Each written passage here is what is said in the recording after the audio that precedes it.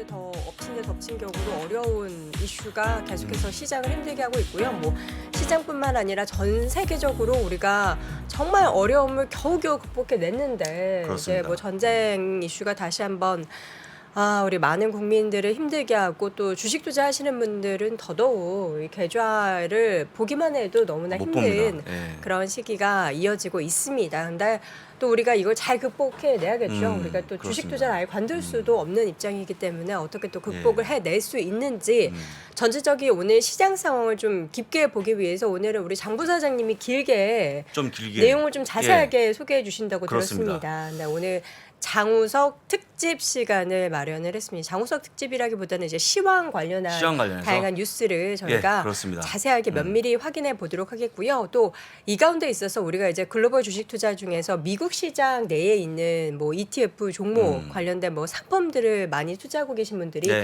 이 방송을 보실 텐데 미국 시장 내에서도 이렇게 흔들리는 시장 속에서 안전자산의 성격을 띤 그런 관련된 종목 ETF들이 또 선방을 펼치고 있습니다. 있죠. 하는 게 네. 있습니다. 예. 그 관련된 이야기를 오늘 저희가 프리미어 파트너스 김찬영 이사를 모시고 이야기를 나눠볼 네. 테니까 여러분 잠시 후 함께 해주시기 바랍니다. 예, 자, 그렇습니다. 오늘 많은 분들 좀 힘드신다고 지금 뭐 댓글창에도 많이 올려주시는데 생각보다 지금 제가 방금 봤던 요 댓글 페이지는 괜찮은 것 같아요. 어떤 내용이었죠? 저는 근데 안 보입니다. 그냥 대체적으로 큰 이야기보다는 지금 이 상황 속에서 어떻게 좀 우리가 헤쳐 나가야 되나라는 이야기를 하고 계시는 분도 계시고 이미 약간 포기하셔서 포기. 그냥 이렇게 넋놓고 시장을 바라보고 계신 가장 안 좋은 분들의 게 그거죠. 포기인데 저는 사실 잠을 안 잤습니다. 거의 못 자고 나갔거든요. 근데 밤새셨다고요? 왜냐면 제가 볼 때는 말이 안 되는 시장이에요. 지금 그쵸. 빠지는 이런 아니, 상황들이 전쟁이 21세기 전쟁이라는 것 자체가 말이 안 되죠. 진짜 너무 심한 것 같고요. 또 오늘 나온 기사가 있지만 러시아산 원유 수입을 금지한다는 고려 때문에 네. 장이 또 빠졌거든요. 야, 이것 또한 제가 보기에는 좀 문제가 커지는데 왜냐하면 지금 기름이 부족합니까? 남아돕니까? 부족하지 않나요? 부족하죠. 그런데 특정한 기름을 안 쓰면 도대체 어디서 기름을 구할 겁니까? 그러니까 이게 나름의 제재지만 이게 제사 깎아먹기가 되는 그런 거예요, 그런 상황이기 거. 때문에 제가 오늘 왜 이거 비판하냐면 지금 미국이 비축량을 풀어야 되는데 원래 5천만 배럴을 풀려고 했거든요. 네. 지금까지 2천만 배럴밖에 안 풀었어요. 그러니까 풀지는 않고 예, 이렇게 그런 제재만 거죠. 예, 한다라는 그런 거죠. 이슈. 그러면 3천 배럴 왜 안 푸냐? 혹시 모르니까 갖고 있는 겁니다. 지금 미국이 그냥 자기 나라를 이기적이네요. 위해서. 그렇죠. 이기적인 거죠. 그래서 지금 나와주고 있는 그런 모습들이 과연 제재도 하는 것도 맞지만 그 비단 러시아 제재만을 위해서 하는 건가? 자국의 이익도 포함된 게 아닌가? 그런 얘기 들어서 제가 좀 기분이 안 좋은 하여간 네. 그것 때문에 장이 빠졌다고 보시면 될 것 같고요. 또 그것 때문에 유가가 14년 만에 최고치로 올라서는 그런 모습. 거기에 또 스태그플레이션이라는 공포가 또 몰려오면서 사실 하루에 몰려올 수 있는 악재는 다 몰려왔다라고 좀 보시면 좋을 것 같습니다. 네. 지수 상황을 저희가 이제 보기가 힘드시겠지만 그래도 이렇게 어려운 시장에서는 제가 뭐 늘 눈 더 똑바로 뜨고 바라봐야 한다라고 예, 똑바로 봐야죠. 예. 말씀드리는데 못 보겠네요. 이제, 정말 예, 이렇게 많이 하락했네요. 예, 다우가 2.37%가 빠졌고요. S&P 500이 2.95%, 나스닥이 무려 3.62%가 빠졌는데 보시는 그림처럼 시종일관 빠지는 상황이었다. 도대체 반등이 나올 수 없는 그런 구간이었다고 보시면 좋을 것 같습니다. 그래서 제가 이것도 보면 기분 안 좋은 게 왜 장초반에 올라가냐는 거죠. 장초반에 좋았거든요.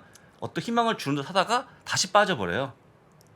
예. 아이고. 더 어려운 거죠. 그래서 오늘의 주범인 유가를 같이 볼 건데요. 유가가 130.50까지 떴다가 살짝 빠져갖고 다시 흘러내면서 하다가 이제 119에 마감했는데 역시 14년 만에 최고치 끝났다는 거 다시 한번 말씀드립니다. 네. 그러다 보니까 과연 이런 유가 흐름들이 어떻게 경제에 영향을 미치냐 어젯밤 설명드린 건데요. 첫 번째 유가는요. 미국의 0.3% GDP를 갉아먹는 수준이라고 보시면 좋을 것 같고 네. 중국은 중국은 0.3%, 유럽은요 0.6%를 갉아먹는 그런 모습을 보여줍니다. 더군다나 가스 같은 경우에는 미국과 중국 상관없지만 유럽은 또 0.6% GDP를 깎아먹는 그런 모습을 보이기 때문에 결론적으로 유럽은요 만약에 에너지가 더 올라가게 되면 GDP의 약 1.2%가 빠질 만한 그런 상황이다라고 좀 보시면 될 것 같습니다. 네. 어려운 거죠. 어려운 거고 여러분들 아시는 그 GDP 수치에서 빼기 1.1 하면 딱 답이 나오는 겁니다. 엄청난 숫자거든요.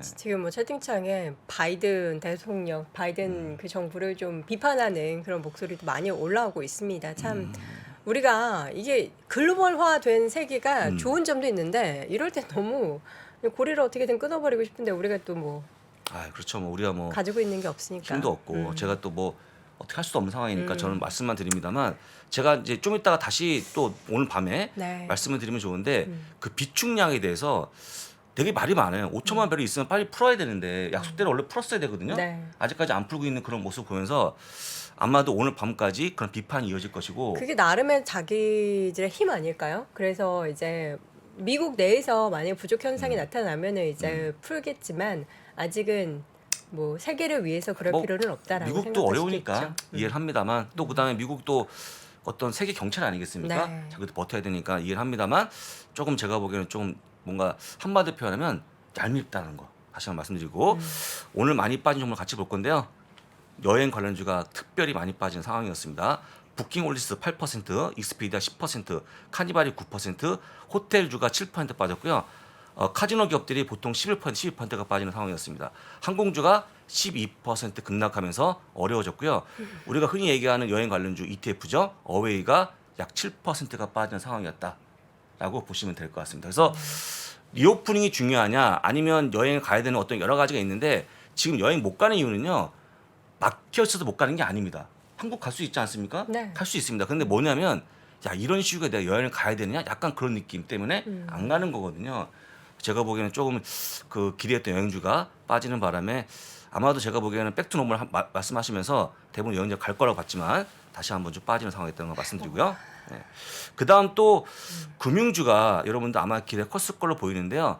금리가 올라가면서 상당히 수혜주를 받았던 그런 종목인데도 불구하고 보시면 아시겠지만 뱅크 어메리카 하루에 6%가 빠지는 상황이었습니다.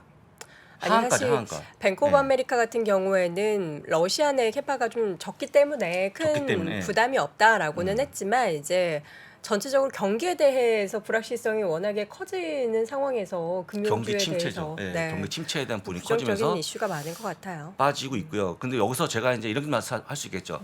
그러면 금리를 안 올릴 거냐?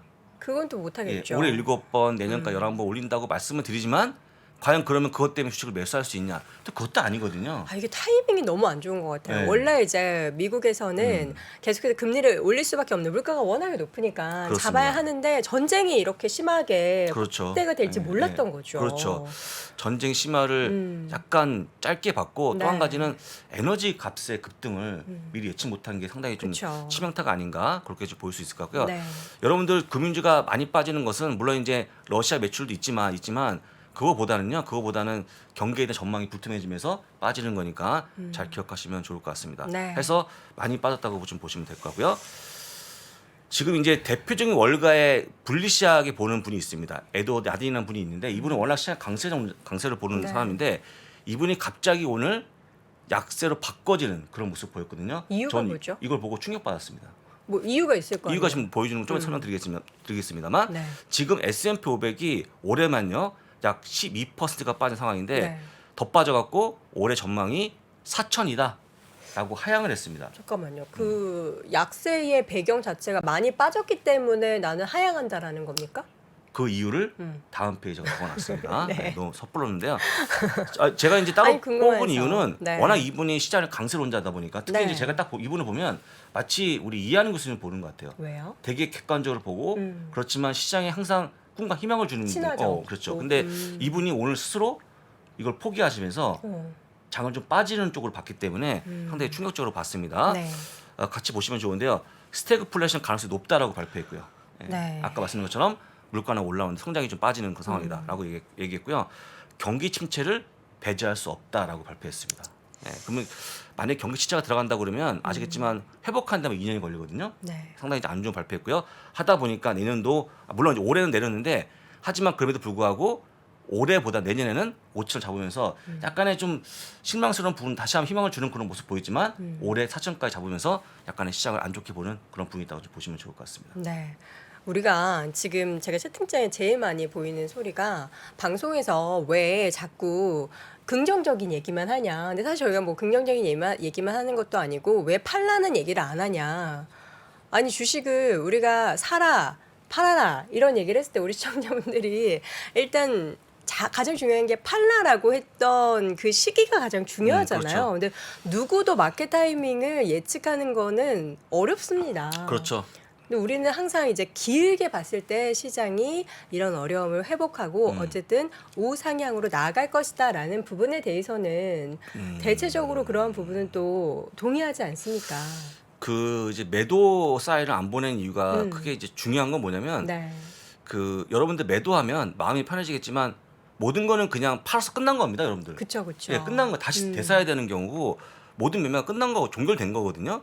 그래서 여러분들이 매매 종결을 짓는 것보다는 네. 만약에 종목이 좋다 그러면 조금 더 가져가길 바라는 말씀드린 거고 아까 우리 여돈에 그 말씀하셨지만 혹시 모르는 급반등에 또 대비하기 위해서 함부로 말을 못 합니다. 네. 만약에 여러분들 오늘 판 다음에 2주 전이었나요? 급반등 하지 않았습니까? 그쵸. 그럴 때 보면 정말 미치거든 사람이. 네. 그래서 여러분들 혹시 좋은 종목이라고 또 지금 매도할 타이밍이 이미 한참 지났죠. 그냥 가져가시면 어떨까라고 말씀을 드리고 오늘 혹시 네. 만약에 기분이 안 좋으시면 저한테 오라시면 제가 다 몸으로 받겠습니다. 네. 아니요. 그리고 자 또 한 가지 볼 건데 오늘 하필이면 제가 또 이것도 괜히 불만하는데 왜 오늘 지수 목표 지수 내리냐는 거죠. 하필. 그냥 뭐 대거 까마귀 날개에 동물이- 떨어지는 거죠. 아, 뭐. 그렇습니까? 아, 이 지금- 시기에 네. 발맞춰서 네. 여러분들 아시겠지만 제가 어제 기사가 아닙니다. 다 오늘 기사 갖고 온 네. 거잖아요. 방금 전에 끝난 기사 갖고 온 건데 네. 대체로 보게 되면 되게 부정적인 의견이 되게 많아요. 같이 보시면 좋은데 UBS가 오늘 똑같이 다시 한번 스태그플레이션 오류를 잡으면서 목표 주가를 내렸는데요. 무려 3,700까지 내렸습니다. S&P 500 지수. 엄청 내린 거죠. 아 정말 말이 안 되는 건데 유가를 150달러까지 간다고 얘기했고요. 하다 보니까 물가는 올라가고 다시 한번 성장이 떨어지는 최악의 모습을 보일 거로 좀 예상하고 있습니다. 하다 보니까 지금 어려워진 건데 자 그렇지만 만약에 실적이 호전되고 물가 완화되면 또 4,800까지 간다. 약간의 좀 희망을 주는 그런 모습 보였지만 역시 안 좋았다는 거 네. 말씀을 좀 드립니다. 네. UBS 의견이었고요. 시티그룹에서도 시티도 의견을 같이 내놨네요. 오늘 조금 전에 의견 냈는데요. 지정학세 리스크에 상당히 좀 문제가 있다고 얘기했고요. 하지만 반등이 곧 임박했지만 목표 지수는 5,100에서 4,700까지 400을 내렸다라고 좀 보시면 좋을 것 이 같습니다. 내린 거의 배경은 전체적으로 이제 뭐 물가 부분에 대한 부담이나 뭐 금리 인상 부분이 좀 이 시티는 영향을 그냥 미쳤겠죠? 직접적으로 그 모든 거 유가 올라가는 근본적인 원인은 전쟁 때문에 얘기하면서 전쟁이 좀 빨리 끝난다고 얘기했는데 전쟁이 상당히 장기화 좀 될 것 같은 생각 안 드십니까 혹시? 잠깐 길어질 것 같은? 저는 그렇게 이게 보여요. 어제 3차 협상을 했죠. 예, 3차 그렇습니다. 협상 내용이 있는데 그렇게 뭐 또 유의미한 내용들이 없습니다. 없고 아직까지 그리고 없고. 우크라이나 쪽에서도 이제 팽팽하게 이제 더 이상 물러날 곳이 없는 없죠. 거죠. 우크라이나는 여기서 뭔가 확실하게 결단 내려야 되는데 예, 러시아는 또 그렇죠. 너무나 또 과한 요구를 하고 있다라고 하고 그렇습니다. 그래서 아예 그 중립국 지금 지키고 정부를 다 내리고 포기해라. 자기들이 원하는 정부를 세우는 게 말도 안 되는 목표니까. 거죠. 그 다음에 여러분들 혹시 기사 보셔서 아시겠지만 지금 러시아군의 100%가 지금 우크라이나에 가 있는 상황입니다. 네. 이제 서로 돌아갈 수 없는 다리를 건넜기 때문에 뭐 결판이 나야 되는데 그래서 결판도 시간이 오래 걸리는 거 봤을 때 상당히 좀 안 좋은 거니까 혹시 기사가 나와주면 네. 바로바로 말씀 좀 드려보겠습니다. 알겠습니다. 라고 자, 보시면 될 다음엔 것 같습니다. 네. 에버코어에서도 에버코어도 같이 볼 건데요. 리오프닝에 큰 기대하고 있다. 이쪽 친구들은 일단은 지금 오미크론이 확 완화가 되고 있다 보니까 여행 같은 거 굉장히 관심이 컸는데 여행이 무슨 일입니까? 여행 갈 일이 없습니다 지금. 그쵸. 예, 그래서 지금 다시 빠지고 있는 상황인데 특히 이분은 뭐라고 했냐면 지금 하락에 매도하는 것보다는 매수가 유리해 보인다라고 얘기했습니다. 그러니까 이런 생각을 하는 거는 어느 정도 좀 하락을 많이 인정을 하고 나서는 가능해요. 그렇죠, 그러니까 우리가 그렇죠. 팬데믹 시기에 생각해 보면은 처음에 떨어졌을 때는 정말 다 도망가고 싶고 했지만 어느 정도 이 떨어지는 게 익숙해지다 보면은 아 이제는 살 타이밍이구나라는 그런 그렇죠. 갑자기 눈이 번쩍 그렇습니다. 떠지는 그런 시기가 오잖아요. 근데 그렇습니다. 지금 아직은 이 전쟁 관련된 이슈로 좀 급락이 나타났지만 그런 시기까지는 오지 않은 것 같아요. 조금 더 그렇습니다. 기다려야 하지 않을까. 그렇죠. 그래서 가장 좋은 방법은 조금 시장을 좀 멀리 하는 게 좋지 않을까 싶은데 계속 보이잖아요. 또 시세가 보이고 저도 맨날 자료 만들면서 보면서 네. 입에서 욕을 떠나지 않습니다. 이게 계속 나옵니다. 저도 뭐 이제 평소에 욕을 즐겨 하진 않지만 아. 저는 이제 특정 인물에 대한 욕을 요새 하도 많이 네, 해서 그렇죠. 또 시청자분들이 감정을 배제하고 방송을 하라는 피드백도 주셔가지고 오늘은 최대한 자제를 하고 있습니다. 자, 그래서 에버코어는 네. 4,800으로 내렸다는 거 말씀을 드리고요. 여러분 혹시 주요 지수에 대한 위치를 한번 확인해 보겠습니다. 여러분 아마 독일 이것도 시장. 안 좋은 시가 나오는 안 좋은 기사인데요. 네. 독일이요. 오늘로써 올해만 약세장 진입하는 최초의 국가였다. 이 유럽 시장 보시면 쪽에서도 됩니다. 독일이 유독 안 좋은 이유가 안 뭐죠? 좋았습니다. 왜냐하면 그 러시아에 대한 익스포저가 크고 아. 노출이 크고 또 그 가장 유럽에서 대표적인 기업 국가 아니겠습니까? 그쵸. 모든 책임이 이쪽으로 몰리는 그런 상황이 하다 보니까 주가 많이 빠졌는데요. 보신 것처럼 지금 고점 대비 37%가 빠져 있는 거고 올해만 21%가 빠지면서 베어마켓 지금 했습니다. 근데 올해 말이죠. 올해 제가 밤에도 얘기했습니다만 원래 유럽장이 되게 좋을 걸로 예상했어요. 실적이 너무 좋다 그러니까요. 보니까. 근데 네. 다 물 건너갔습니다. 전쟁 때문에 끝났고요. 오히려 지금 약세장 지금 하는 모습이니까 얼마나 어려운지 아시겠죠? 그다음 미국도 같이 볼 건데요. 네. 미국도 안 좋은 기사입니다.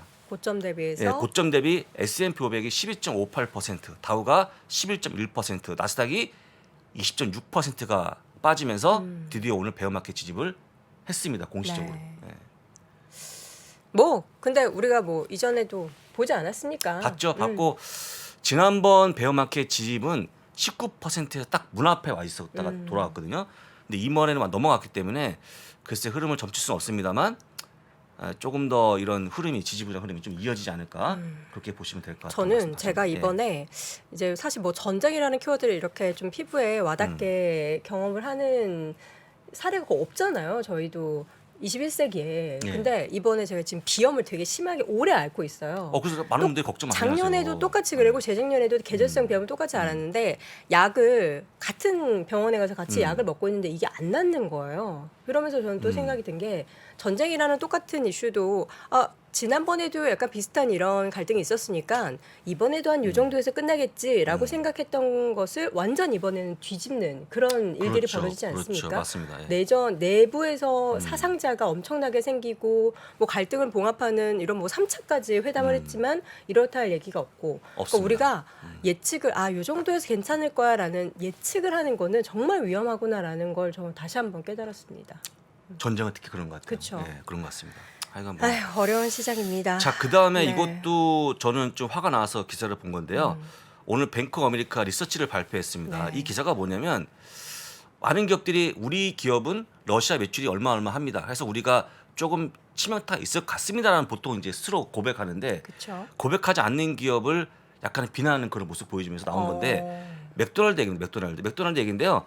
러시아 매출 상당한데 이 기업이 공식적으로 발표하지 않고 있다 해서 전화해봤대요. 직접 맥도날드 측에. 네. 이거 너희들 러시아 매출이 비중이 큰데 네. 왜 이거에 대한 실적에 대한 부분을 언급하지 않냐 했더니 우리 논평하지 않겠다. 전화를 끊었답니다. 그래서 이 기사 여기 나오는 수치는 이쪽 비오에서 발표한 거니까 네. 잘 보시면 좋은데요. 지금 회사가 러시아 침공에 침묵하는 그런 모습 보여주면서 나오고 있는 상황이다. 그다음에 30년 전부터 러시아 매장을 운영하고 있는데 900곳을 운영한답니다. 지금. 근데 여전히 운영 중에 있고 매출의 2%, 영업이익 3%가 떨어질 걸로 본다. BOA는 라고 보시면 될 것 같고요. 그다음에 유럽도 지장이 있을 걸로 보이는데 전체 매출의 4분의 1이 유럽에서 나옵니다.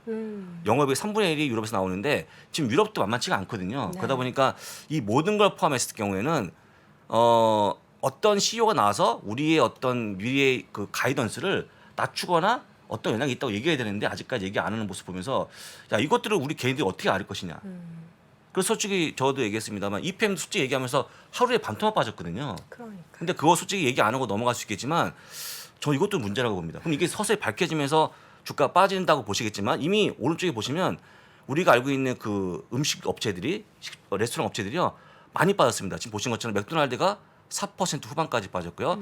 스타벅스가 6%가 빠졌습니다. 네. 쭉 빠져서 지금 이제 다든 레스토랑이 10% 빠지면서 어려운데 스타벅스는요 러시아에 130개 매장 운영하고 있는데 운영 중단 없이 계속 운영하겠다.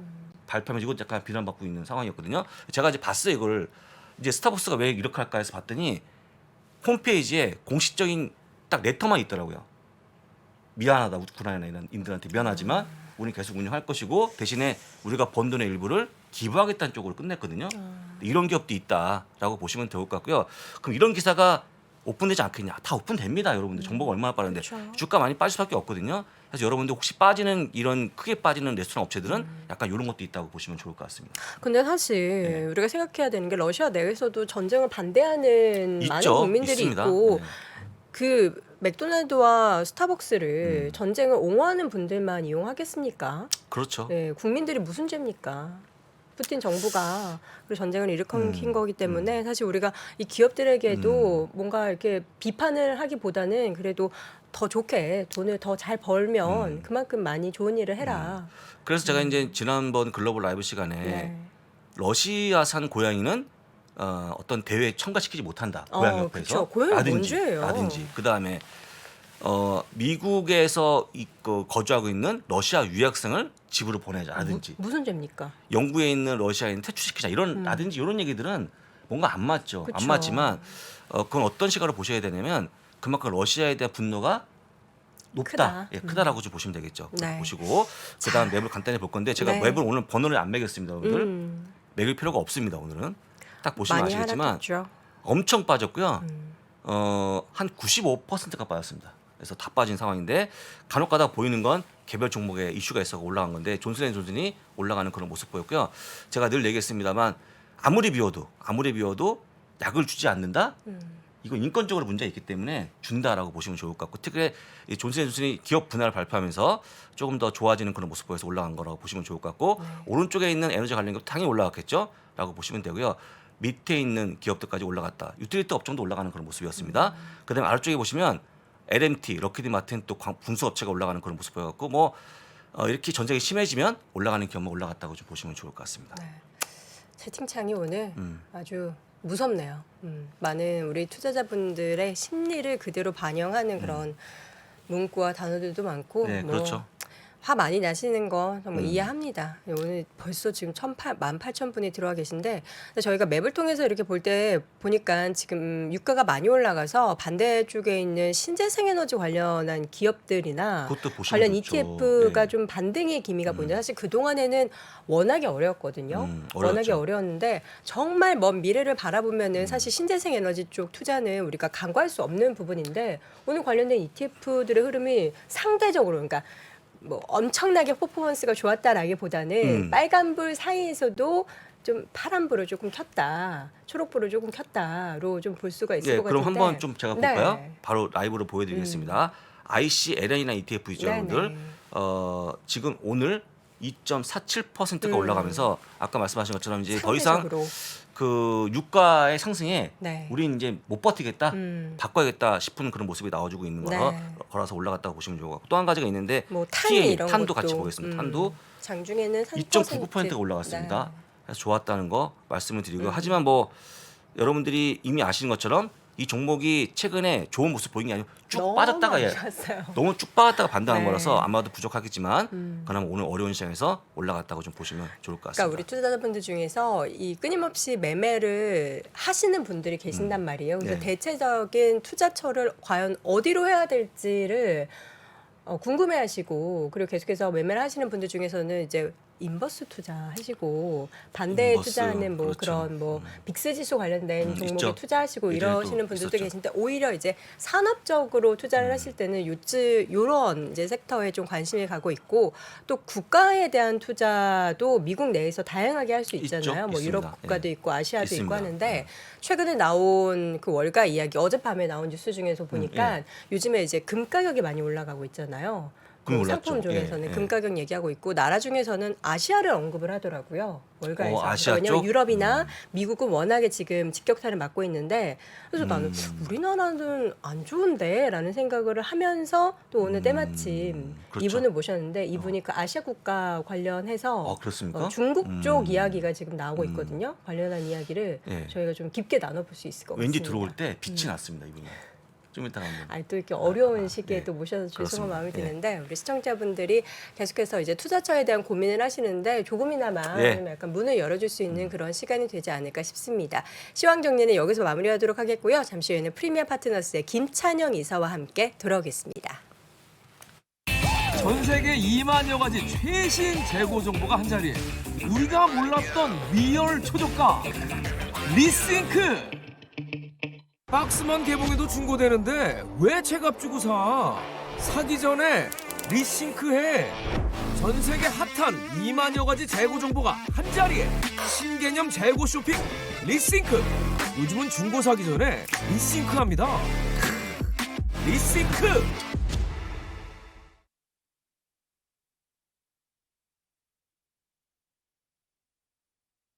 선택을 더 고민해야 돼요.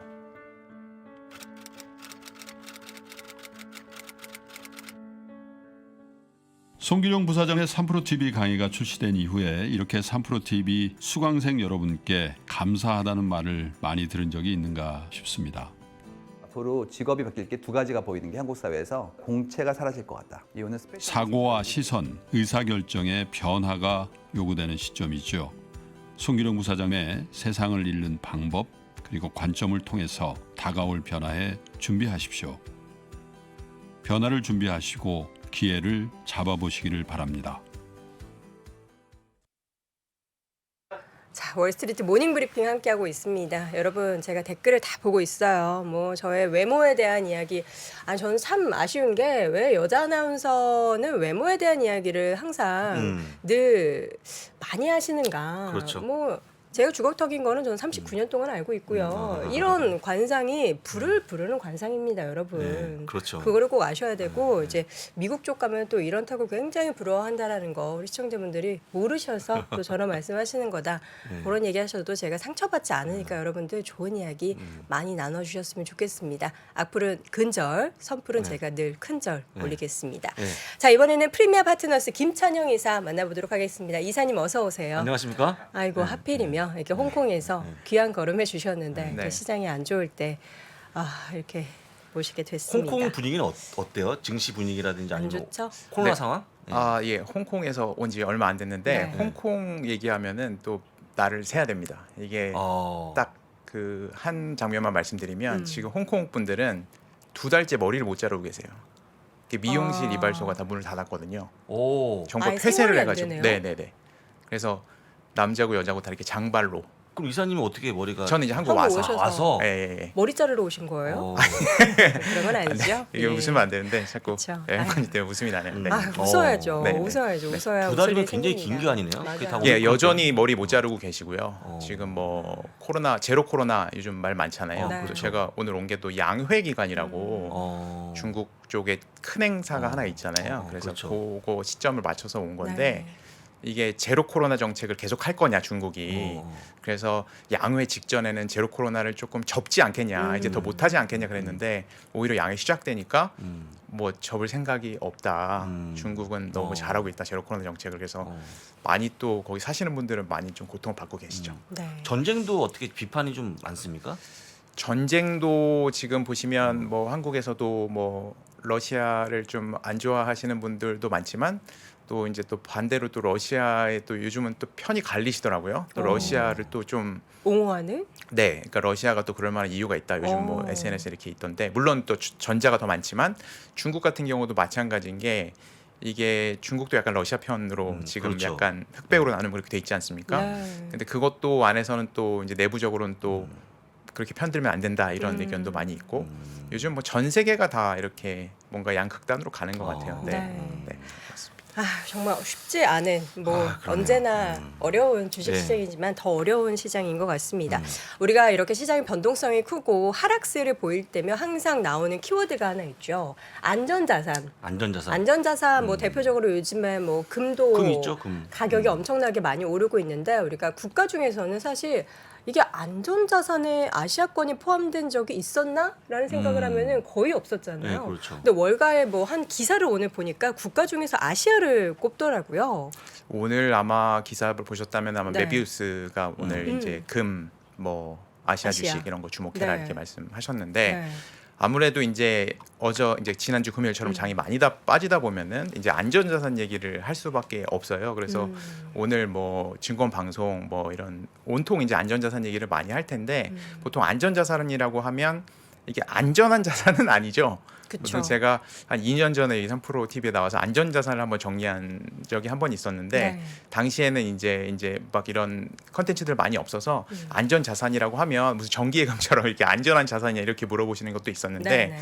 확실히 뭐 정의라고 말씀드리기 좀 어렵지만 보통 미국 주식하고 반대로 가는 걸 보통 안전자산이라고 좀 분류를 하거든요. 반대로 가는 거요? 네네네. 그러니까 상관관계가 아예 역으로 음으로 돼 있는 거. 네. 그러니까 미국 주식이 올라갈 때 좀 빠지고 대신 미국 주식이 빠질 때 지금처럼 많이 빠질 때 올라가는 거. 그래서 보통 미국 채권이나 네. 뭐 미국 달러 기축통화니까요. 그리고 금 이런 것들 보통 들고 있는데 그래서 이제 요즘 같은 때는 안전자산 비중을 좀 높여라 이런 이제 구루들의 조언들이 많이 나오죠. 근데 오늘은 저는 이제 그런 전통적인 안전자산 말고 신 안전자산 하나를 좀 소개해드린, 네, 새로운 안전자산 하나를 소개해드리는 것도 오늘 의미가 있겠다 그래서 제가 좀 나와봤습니다. 신 안전자산 네. 또 우리 이사님께서 때마침 모신 기간이 양회 기간 뭐 여러 가지 그렇죠. 힌트를 주셨어요. 이제 오늘 중국 쪽 관련한 이야기를 할 텐데 사실 우리가 중국이라는 키워드만 나와도 소스라치게 놀라며 정말 반기를 드는 우리 한국 투자자분들이 많으시단 말이죠. 이제 과거에 이제 중국 관련된 펀드로 큰 손실을 입었거나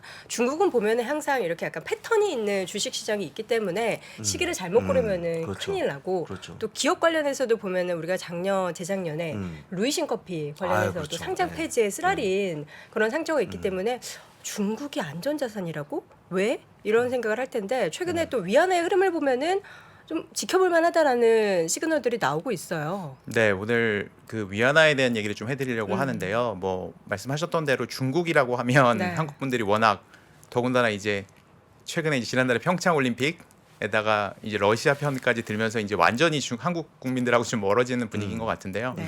뭐 그건 분위기는 분위기고 또 투자는 다른 문제니까요. 그래서 위안화를 좀 주목해봐야겠다 이런 생각 좀 먼저 말씀드리고 싶은데요.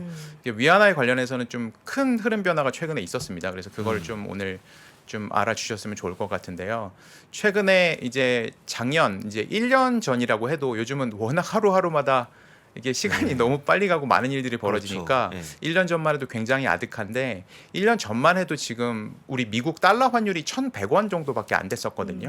근데 어젯밤에 이제 지난 주말에 이제 1,200원, 1,220원 정도까지 그렇죠, 올라와서 그렇죠. 지금 거의 한 2년 만에 최고치를 경신을 했는데 그 작년 내내 2021년 내내 전 세계 통화 중에 가장 강했던 통화는 달러였습니다. 네. 그렇죠. 그리고 예, 달러 외의 통화들은 다 달러보다는 약세 기조를 유지했는데 달러보다 유일했던 통화가 하나 있었는데 그게 바로 위안화였습니다. 예. 네. 그게 이제 위안화가 왜 강했냐는 얘기는 조금 뒤에 하더라도 예. 이 보통 이제 제가 큰 흐름 변화가 있었다고 말씀을 드렸는데 보통 달러가 강하다는 뜻은 보통 신흥국 통화는 약하다는 뜻이거든요. 그래서 지금 보면 달러가 강한 구간이기 때문에 1달러에 1,100원 하던 통화가 1,200원까지 이렇게 강해지면서 환율은 이제 절하된 거죠. 네, 그렇죠. 이제 환율이 계속 올라가게 됐는데 이제 위안화 같은 경우도 계속 마찬가지였습니다. 그러니까 달러가 강세가 되는 구간에서는 위안화가 계속 이제 절하되는 구간 네. 이런 구간을 계속 수년간 보여왔었는데 작년 중반부터죠 흐름이 좀 많이 바뀌었습니다. 그래서 제가 차트를 하나 준비했는데요. 네. 차트를 보면서 말씀드리겠습니다. 네. 지금 보시는 차트에서 하얀색 선이 이제 달러 지수라고 요즘 일반 투자자분들도 굉장히 잘 아시는 달러 지수가 있고요. 달러의 강세 약세를 나타내는 거죠. 그리고 파란색 선은 그 달러 위안화 환율입니다. 우리나라 이제 그러니까 달러 원화 환율처럼 이제 달러와 위안화의 환율을 나타내는 거죠. 보시면 작년 중반 이 그래프가 이제 교차가 되는 구간이 있는데 그게 작년 중반부터는 하얀색 위로 달러 지수도 굉장히 강하게 되는 구간에서 위안화도 또 아래로 그러니까 위안화가 강세가 된다는 뜻이거든요. 그러니까 달러도 강세로 가면서 위안화도 강세로 가는 이렇게 각자 갈 길을 가는 이런 흐름이 작년 중반부터 아주 심각하게 좀 나오고 있습니다. 예. 그래서 위안화 환율 전혀 관심이 없으시겠지만 참고로 1년 전에 위안화 환율은 1,170원 그러니까 1위안에 우리나라 돈으로 170원이 안 됐거든요. 네. 지금은 197원 정도까지 됐습니다. 많이 예, 달러보다 더 많이 올랐기 때문에 지난해 2021년에 달러 대비해서 유일했던 전 세계 통화 중에 하나가 위안화라는 말이 거기서 나오는 것 같습니다. 희한하네요. 네. 그렇게 많이 올라갈 만한 이유가 별로 배경이? 없을 것 같은데. 네. 아니 또 여기 또 금리 인하라는 것도 하지 않았습니까? 맞습니다. 그러니까요. 맞습니다. 뭐 올릴 만한 이유가 없는데 어떻게 된 거죠? 예? 맞습니다. 이게 예. 투자가 공부를 하면 더 어려웠다고 예, 그러니까요. 하잖아요. 예. 그래서 보통 금리가 인하를 하는 국가는 당연히 금리가 매력이 떨어지다 보니까 그렇죠. 당연히 사람들이 그 통화를 안 살 거고 그렇죠. 그러면 이제 가치가 떨어질 거다 보통 이렇게 얘기하는데 지금 부사장님 말씀처럼 정반대였잖아요. 위안화는 그러니까 중국은 금리를 오히려 내렸는데 위안화는 강세로 가고 이게 왜 그렇게 금리를 내렸는데도 불구하고 위안화가 강세로 갔냐면 그 금리를 내리는 것을 이제 만회하고 남을 만큼 뭔가 재료가 있었다는 거죠. 그렇죠. 네, 그런 게 그렇죠. 있었다는 예, 거죠. 예, 다 예. 뒤집고 남을 정도의 강세로 이끈 위안화가 강하게 만든 그 재료가 있었다는 건데 조금 들어보면 첫 번째는 일단 그 중국이 이제 시장 개방을 본격적으로 시작했습니다. 자본 시장 개방을 시작해서 본격적으로 이제 해외에서 자금들이 계속 중국으로 투자되기 시작하고 있어요. 그래서 지금 계속 중국 증시가 작년 뭐 재작년부터 계속 안 좋고 있는데도 불구하고 지금도 계속 이제 밀물처럼 중국으로 이제 해외 자금들은 계속 들어가고 있거든요. 뭐 작년에 상해 거래소라고 거래소도 하나 새로 추가로 네. 열었다는 소식 아마 들으셨을 텐데 계속 중국은 해외 자본들이 중국의 기업들로 들어가기를 원하고 있기 때문에 계속 이제 홍콩을 통해서 계속 중국 본토로 자금들이 들어가고 있다 보니까 뭐 미국에서 오든 유럽에서 오든 다 그 돈들이 다 위안화로 환전을 해서 다시 중국으로 들어가야 되기 때문에 위안화를 찾는 분들이 점점 많아진다는 거죠. 네. 또 두 번째는 네. 이 중국이 사상 최대 이제 그 수출입 이제 무역 수지 흑자를 보고 있습니다. 지금 작년에만 해도 이제 우리나라 돈으로 보면 한 800조 원 정도 이 수출로 이제 무역 수지 흑자가 났거든요. 근데 중국 역사상 이제 사상 최고치이고요. 그러니까 지난해 보면은 뭐 지난해가 벌써 기억이 잘 안 나시겠지만 지난해에는 중국은 별로 코로나로 고생이 별로 없었습니다. 그러니까 되게 네. 조용했어요. 네, 코로나가 지금도 중국은 중국 본토에서 500명이 확진자 됐다고 하면 굉장히 지금 난리거든요, 뉴스에서. 그러니까 한국하고 보면 굉장히 대조적이죠. 그러니까 코로나의 영향이 굉장히 덜 하다 보니까 오히려 이제 그 뭐 베트남이나 이렇게 제조업을 할 수 있는 나라들은 이제 코로나로 굉장히 힘들어지고 중국은 오히려 그런 생산에 있어서 좀 어려운 점이 없었기 때문에 수출이 굉장히 용이했었습니다. 그래서 이제 수출에 있어서 굉장히 좀 좋은 모습을 나타내면서 뭐 무역수지 흑자가 대대적으로 났고 무역수지 흑자가 이렇게 많이 나다 보니까 당연히 중국 기업들이 외국에서 벌어온 돈이 달러가 중국 본토로 들어가다 보니까 중국 본토 안에는 이제 달러가 굉장히 좀 많아지고 그러면 당연히 달러 가치는 내려가고 위안화 가치는 올라가고 이런 흐름이 좀 일어났다고 보시면 될 것 같습니다. 그럼 두 가지로? 요런 흐름들이 네. 장기적으로 이어질까요? 아니면 잠깐 이렇게 올라간 걸까요? 일단 뭐 네. 대부분의 이제 컨센서스라고 하잖아요. 이제 네. 중장기적으로는 계속 좀 이어질 수밖에 없다 이렇게 좀 예상을 하고 있어요. 뭐 단기적으로는 뭐 주가도 그렇지만 뭐 위안화가 워낙 빨리 올랐으니까 최근에 지금 또 러시아 사태가 벌어지고 나니까 네. 러시아는 이제 스위프트 제재가 이번 주 토요일부터 시작하거든요. 예. 이제 그러고 나면 이제 달러 거래가 굉장히 어려워질 테니까 러시아는 다 뭐 중국 은행들의 뭐 계좌를 개설하고 위안화로 바꾸고 뭐 이런 게 막 지금 바삐 일어나고 있다는데 그럼 위안화의 또 사용 빈도는 더 많아질 거 수요가 아닙니까? 많아지죠. 네. 그래서 위안화는 또 다시 또 강세로 또 가고 있거든요. 제가 아까 어. 보여드린 그래프처럼 또 어. 이제 반대로 가고 있거든요. 어. 이렇다 보니까 뭐 단기적으로 뭐 일주일 한 달간의 약간 부침은 있겠지만 네. 중장기적으로 위안화는 계속 좀 강세 추세로 가는 게 아닌가 이렇게 보는 게 좀 일반적이고요. 기본적으로 전 세계 이제 뭐 GDP라고 하면 뭐 전 세계 GDP에서 한 20% 가까이를 차지하는 국가가 실제로 그 돈이 통용되는 비율은 한 3% 3%밖에 안 되기 때문에 아무래도 이제 위안화가 더 활용될 이 여지는 뭐 중국을 좋아하고 싫어하고를 떠나서요 더 많아질 거기 때문에 위안화를 환전하고 위안화를 갖고 싶어하는 수요는 점점 많아질 거고 그래서 위안화가 갑자기 또 약세를 가긴 어렵다. 마지막으로 또 첨언을 좀 해드리면 또 중국은 아시다시피 이제는 이제 수출보다는 이제 제조업은 이제 더 좀 못 사는 나라로 넘기는 대신 이제 내수 소비를 부양한다는 네. 얘기 너무 오래 들으셨잖아요. 내수 소비를 부양할 때 가장 중요한 게 이제 자국 통화 강세입니다. 아무래도 이제 해외에서 들어오는 물건들이 좀 싸게 이제 물가가 좀 저렴해야 이제 계속 이제 내수 소비가 활성화가 되기 때문에 예전에는 수출을 좀 많이 하려고 이제 위안화가 좀 절하되는 거, 가치가 떨어지는 걸 원했다면 중국 정부도 지금처럼 이제 가치가 올라가는 것, 위안화가 올라가는 걸 약간 좀 방관하는 스탠스 이런 걸 좀 유지하고 있기 때문에 그것까지 더하면 위안화는 좀 중장기적으로 계속 절상될 수밖에 없다 이렇게 볼 수 있겠습니다. 그러면 어떻게 우리가 달러 투자하는 것처럼 위안화를 좀 사야 되나요? 뭐 이렇게 위안화 많이 오르면은 어느 쪽이 수혜를 볼 수 있는 건가요? 그렇죠. 이게 위안화를 뭐 그냥 뭐 사서 갖고 있다 이런 건 사실 이제 또 환전하는데 이제 네. 비용들이 발생하기 때문에 달러와 마찬가지로 큰 의미는 없을 것 같고요. 지금 뭐 미국 주식 투자하시는 분들이 이 방송 많이 들으실 텐데 네. 미국 주식 투자하시는 것도 이제 달러를 갖고 있다는 것만으로도 이제 미국 주식이 하락했을 때 내가 이제 원화로 환산할 그쵸. 경우에는 좀 마이너스 하락폭이 좀 이제 그렇죠. 줄어들죠. 반감이 되지 않습니까? 이렇게 좀 변동성을 줄일 수 있는데 그런 식으로 좀 이용을 해야 될 것 같고요. 위안화 같은 경우는 이제 그 뭐 위안화를 갖고 있지 않아도 최근에는 이제 위안화 표시에 중국 채권들이 있습니다.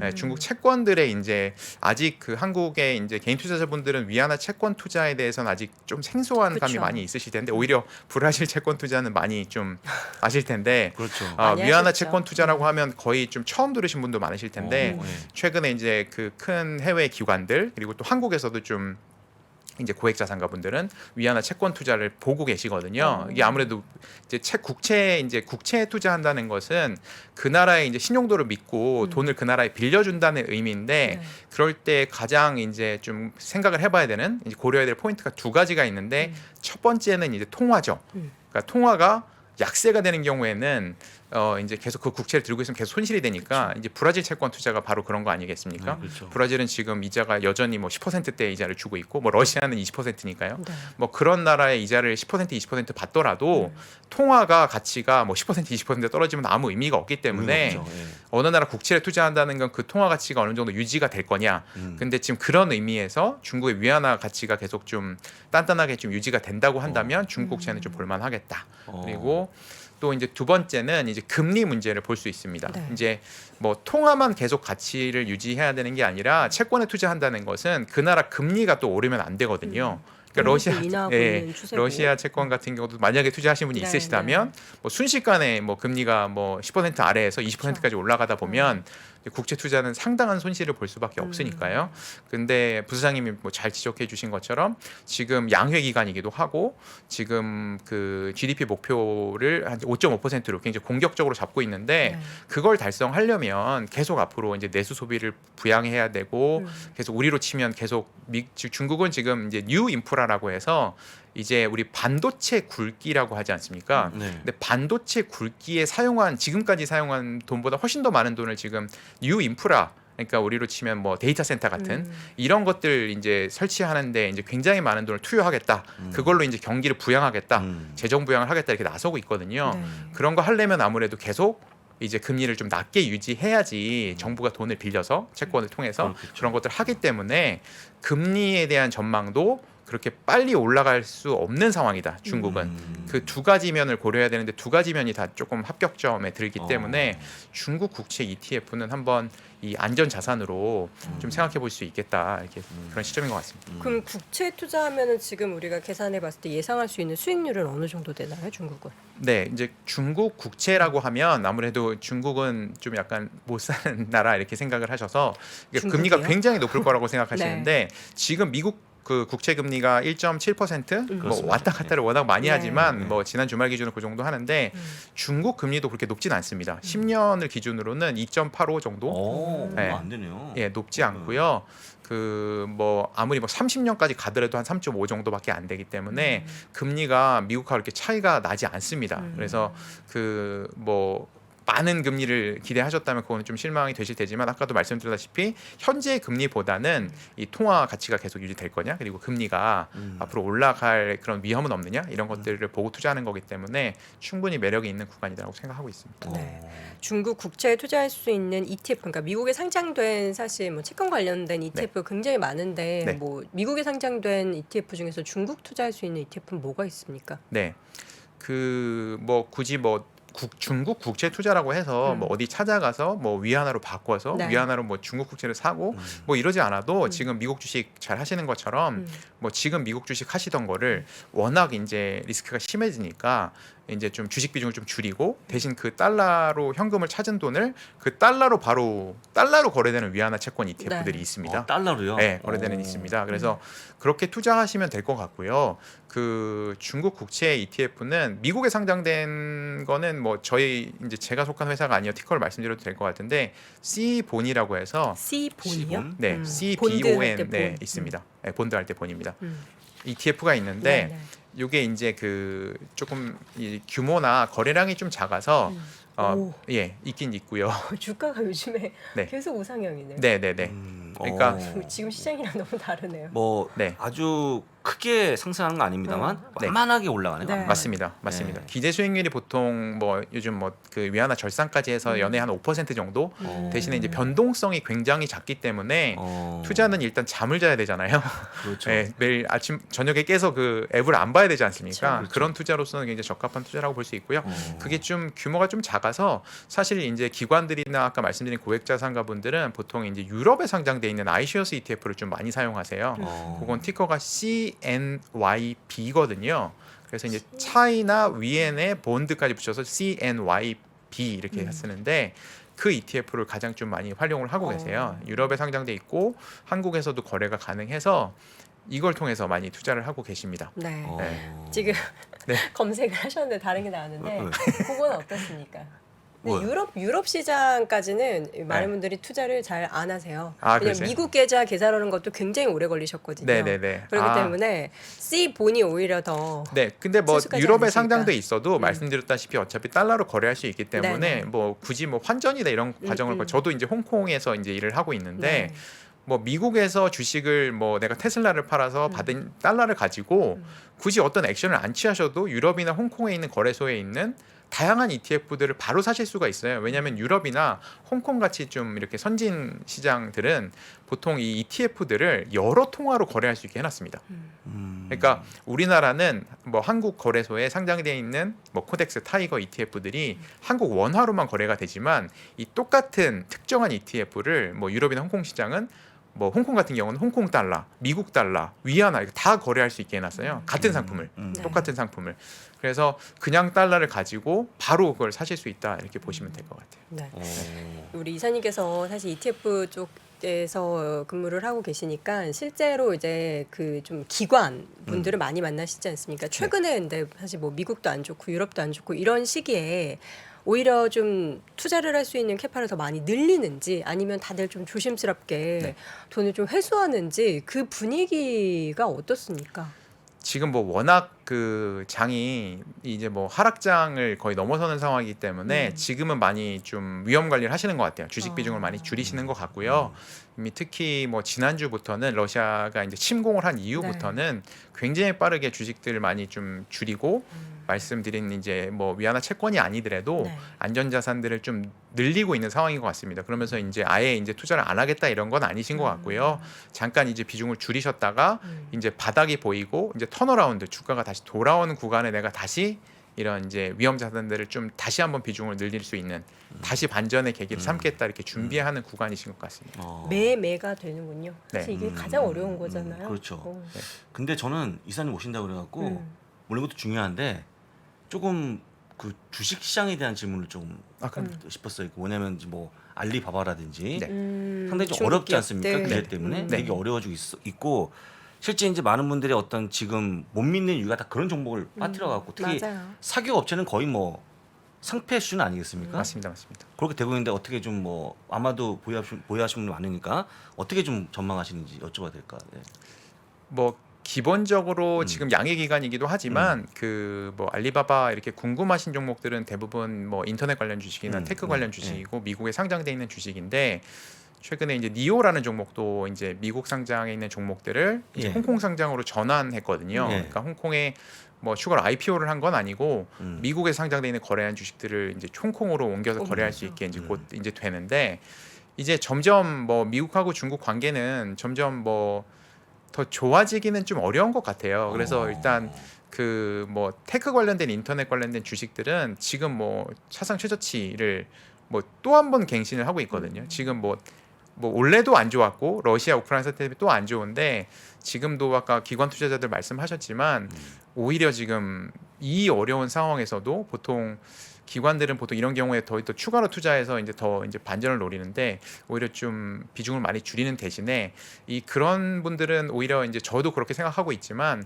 지금 양의 기관에 아까 말씀드린 이제 뭐 디지털 인프라라고 해서 신인프라, 뉴 인프라 이런 것도 관련 주식이나 내수 소비 관련된 종목들 그리고 반도체 관련된 종목들 이런 종목들로 좀 이제 갈아타는 구간으로 좀 삼아야 된다고 좀 생각을 하고 있고 그런 종목들 이제 중국에서 기조적으로 정책적으로 이제 미국하고 이제 단단하게 싸우려면 또 이제 또 한 번의 냉전이 올 수도 있는 거 아니겠습니까? 이렇게 싸우려면 우리가 내실을 다지고 이제 우리가 꼭 필요하다고 하는 그 산업군들, 그러니까 국가가 지원해야 되는 종목군들로 조금 포트폴리오를 좀 재편하는 게 좋지 않을까 이렇게 좀 생각 좀 하고 있습니다. 아, 그렇군요. 알겠습니다. 또 홍콩에 계시다가 잠깐, 네, 잠깐. 한국에 출장을 오셨는데 또 귀한 시간 저희와 네, 함께 쪼개주셨던 김찬영 프리미엄 파트너스 이사님은 또 여기서 보내드려야 네. 될 것 같습니다. 오늘 이제 미국 시장이 하락할 때 반대로도 바라볼 수 있는 투자처에 대해서 중국 채권 관련한 이야기 말씀 함께 나눠봤습니다. 이사님 오늘 말씀 고맙습니다. 고맙습니다. 뭔가 그곳을 떠난다는 게 되게 믿기지가 않았거든요. 반평생보다 더 많이 자랐는데 갑자기 떠나게 된다니까 믿기지도 않았고. 여러분의 독립은 몇 살이었나요? 보육원의 아이들은 만 18세가 되면 시설을 나와 홀로 살아가야 합니다. 어른이 되기는 아직 이른 나이. 곁에 아무도 없다면 그것은 자립이 아니라 고립입니다. 18. 홀로 어른이 되어야 하는 아이들을 위해 함께 해주세요. 아름다운 재단은 18 어른의 건강한 자립을 응원합니다. 아름다운 재단 18 어른 캠페인. 어느 날 3프로TV로 날아온 편지 한 통. 안녕하세요. 3프로TV 강의에 감사를 표하고자 이렇게 글을 남깁니다. 비행기 조종사가 되고자 노력했지만 코로나로 인한 항공업 침체로 취업에 실패하였습니다. 하지만 좌절하지 않고 매일 3프로TV 방송과 온라인 강의를 들었고 4천만 원으로 시작한 투자는 어느덧 큰 자산이 되어가고 있습니다. 3프로TV를 통해 배운 올바른 철학과 투자를 지속하며 더욱 겸손해지고 배우고 실패를 경계하겠습니다. 사연을 통해 더 많은 분들과 이런 투자 경험을 나눌 수 있으면 좋겠다는 욕심이 들었습니다. 그래서 3프로TV 최초로 시청자 감사제를 진행해 보려고 합니다. 국내 최고 애널리스트들의 업종 기초교육부터 사경인의 실전 투자 아카데미까지 3프로TV에서 가장 큰 사랑을 받는 스테디셀러 강의 6개를 하나로 모았습니다. 여러분들과 이 모든 과정을 함께 했으면 좋겠습니다. 월스트리트 모닝브리핑 함께 하셨습니다. 네. 저희가 월스트리트 모닝브리핑이 진행된 지가 한 6개월 정도 됐죠? 됐습니다. 6개월 중에서 저는 오늘이 가장 힘든 것 같아요. 아, 그렇습니까? 많은 분들도 지금 가장 6개월 사이에 시장 투자하는 날 중에서 오늘이 가장 힘들지 않으실까? 그렇죠. 그래서 여러분들 그 아까도 기름값 얘기했습니다만 네. 작년 이맘때 기름값이 얼마인지 혹시 아십니까?